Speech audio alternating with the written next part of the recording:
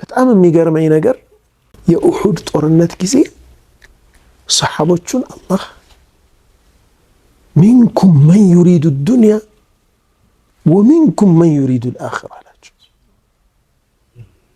ከእናንተ ውስጥ ዱንያንም ይፈልጋል አኽራንም ይፈልጋል።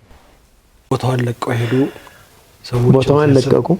ጀበል ሩማት ምትባል ምርኮ መከፋፈል መያዝ ሸሽቷል ብለው ተትረፍርፎ አዩት። እነሱ ሸሽተዋል።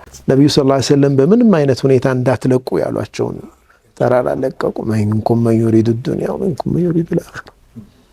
ወላሂ ይህንን ቁርአን አያ በቀራሁ ቁጥር የሚሰማኝ ነገር ሰሓቦቹን እንደዚህ ከተባሉ በዚህ ሌቭል አላህ ከሀየሳቸው ማለት ነው፣ እኛ እንዴት ነን ማለት ከዚህ ስሜት ራስክን ማጽዳት በጣም ከባድ ነው። የሆነ ቦታ ላይ አሸንፈ ራስን የሆነ ቦታ ልትወድቅ ትችላለህ። ሚንኩም መን ዩሪዱ ዱንያ ዱንያ በቃ በተለያየ መንገድ ይገለጻል። በክብር መልክ ይገለጻል፣ በአክብሮት ወይ የሆነ ፖዚሽን መያዝ ወይ ገንዘብ ወይ ንብረት ሊሆን ይችላል፣ ስታተስ ሊሆን ይችላል። ብቻ የሆነ ዱንያዊ የሆነ ጥቅም ዓለማዊ የሆነ ጥቅም ትፈልጋላችሁ። አላህ እናንተ ውስጥ ይፈልጋል።